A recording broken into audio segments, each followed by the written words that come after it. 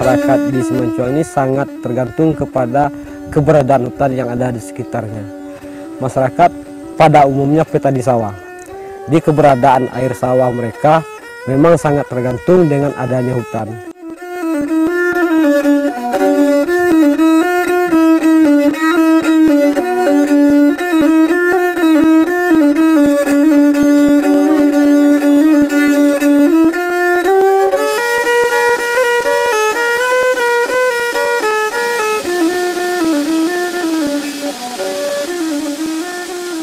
Berdasarkan dari komitmen dari kami lembaga yang punya cita-cita untuk melakukan suatu unit usaha di lembaga, yaitu untuk perdagangan beras. Jadi karena kami terkendala masalah permodalan, karena kas di lembaga minim, KKI Warsi bersedia untuk melakukan pernyataan modal ke LPHN di dalam perdagangan beras tersebut.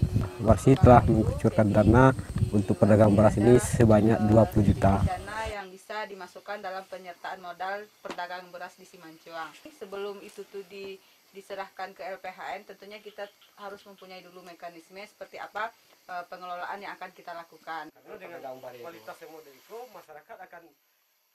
Itulah yang kami coba kelola bersama kawan-kawan di lembaga dengan membentuk suatu badan pengelola yang kami bentuk itu tuh di dalam anggota kepengurusan yang kami ambil sebagai pengelola perdagangan beras.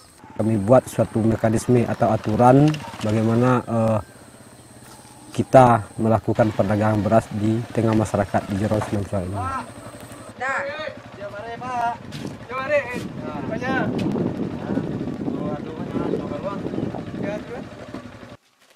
Bari dia udah si Rede mah. Rede.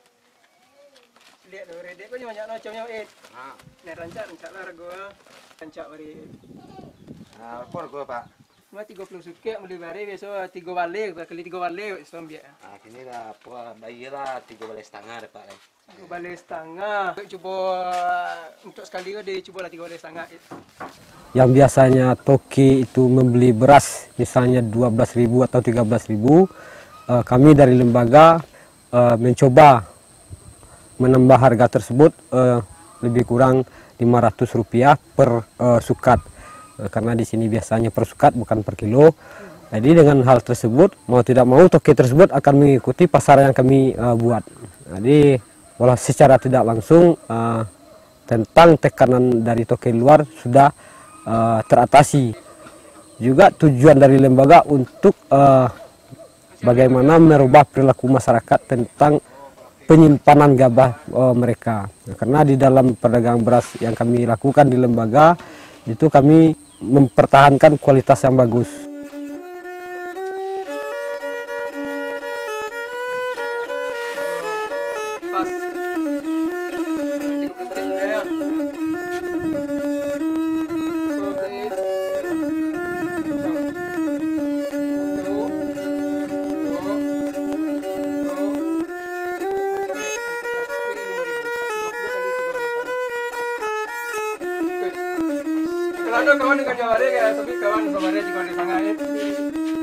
Karena Simanjunga ini terbagi kelompok-kelompok, 3 kelompok yang di hulu, di tengah dan di bawah. Itu tuh masing di lokasi-lokasi tersebut kami dudukkan satu pengelola. Di dalam mekanisme yang kami bentuk itu setiap minggu masing-masing pengelola itu melaporkan ke ketua pengelola. 1 kali sebulan itu melaporkan ke lembaga bagaimana perjalanan yang dilakukan oleh kawan-kawan pengelola. Jadi itu yang kami lakukan. Setelah itu baru pertanggungjawaban dari lembaga pengelola hutan negari terhadap yang menyatakan modal itu memang dilaporkan juga 1 kali sebulan.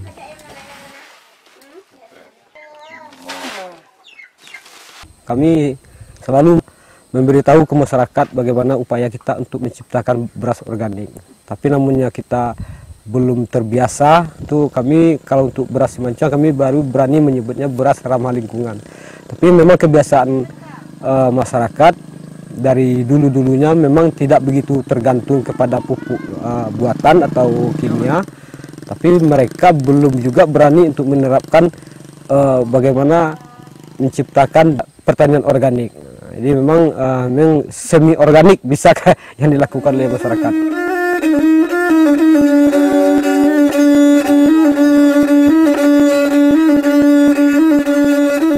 Ya, mungkin banyak yang harus kami pelajari, terutama tadi tentang administrasi dan juga bagaimana cara mengelola keuangan dan pelaporan segala macam.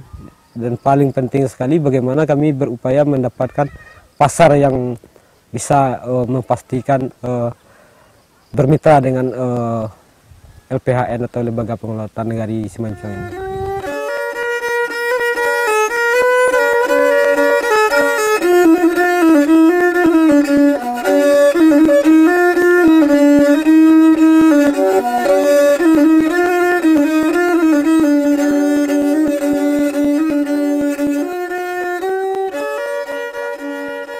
Kalau harapan awak ya tariannya lah perdagangan bareko.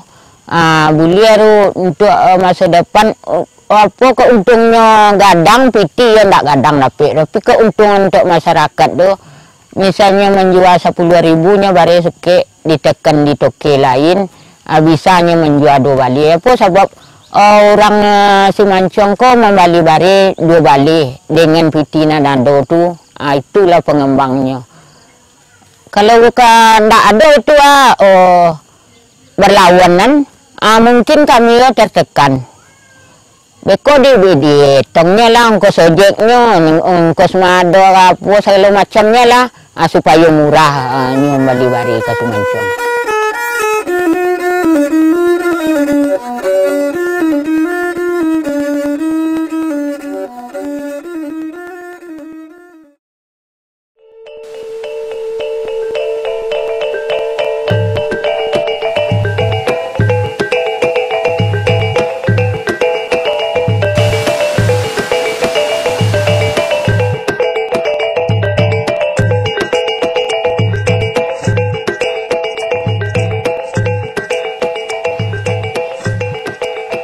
Hutan Nagari Sungai Buluh terletak di 2 korong, yaitu Korong Selisian dan Korong Kuliek.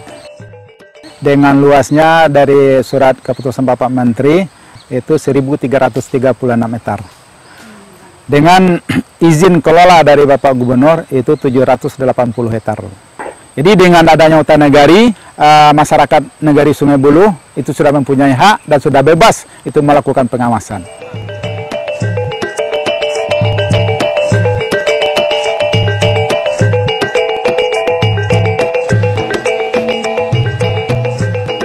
Setelah keluarnya SK pengelolaan dari gubernur, ada ketentuan-ketentuan yang harus dilaksanakan oleh Lembaga Pengelola Hutan Nagari. Salah satunya adalah membuat rencana kerja untuk 35 tahun yang akan datang.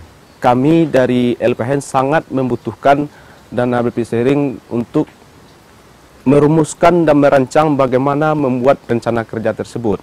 Dan alhamdulillah dengan ini kami bersama-sama masyarakat yang telah dilatih sangat terbantu. Sehingga akhirnya nanti bisa masyarakat betul-betul mandiri dalam merencanakan pengelolaan hutan berbasis masyarakat untuk yang masa akan datang. Teman-teman kita dari LPHN memikirkan bagaimana kita bisa membuat suatu usaha melakukan pembudayaan jamur tiram. Salah satu langkah pertama yang kami lakukan pada hasil pertemuan, kami melakukan studi banding lapangan, bagaimana pengelolaan jamur tiram ini dan bagaimana pembudayaannya.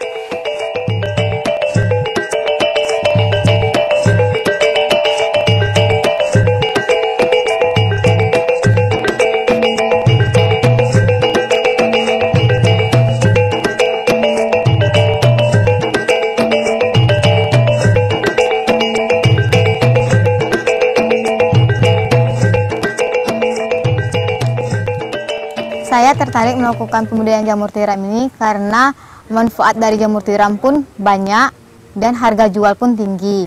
Saya ingin mengalihkan sistem mata pencarian masyarakat di Nagari Sungai Buluh bukan hanya untuk mengelola kayu atau petani sawah, tapi juga sebagai pembudidaya jamur tiram. Pembudidayaan jamur tiram ini cukup menjanjikan. Karena di sekitar masyarakat di Sungai Buluh sudah banyak pencinta jamur tiram. Untuk yang kemarin saja yang melakukan satu kubung yang cuma untuk percontohan untuk LPHN itu banyak peminat untuk pembeli. Karena itulah menyebabkan saya lebih tertarik lagi meningkatkan pembudidayaan jamur tiram yang sebelumnya cuma sebagai percontohan, sekarang bertambahlah aset kami melakukan pembudidayaan jamur tiram. Sekarang masih banyaknya minat orang di sekitar tempat kalangan saya bekerja meminta pembelian jamur tiram. Tapi untuk sekarang saya masih menjanjikan kepada pembeli bahwa kami masih melakukan pembudidayaan baru. Untuk itu di kalangan tempat saya bekerja masih banyak menunggu hasil dari pembudidayaan jamur tiram kami.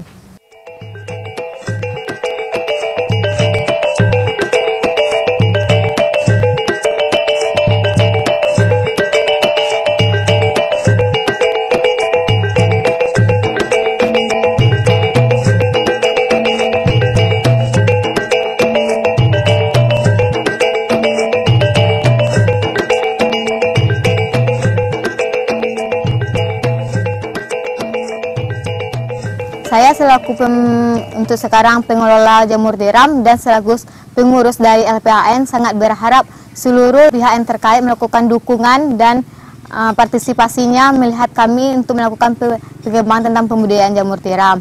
Baik itu dengan cara melakukan kerjasama dalam pemasaran, pengelolaan, dan pembuatan bibit. Itulah yang saya harapkan untuk dukung semua pihak. Apalagi untuk menjamin untuk masyarakat di sekitar LPHN Nagari Sungai Buluh.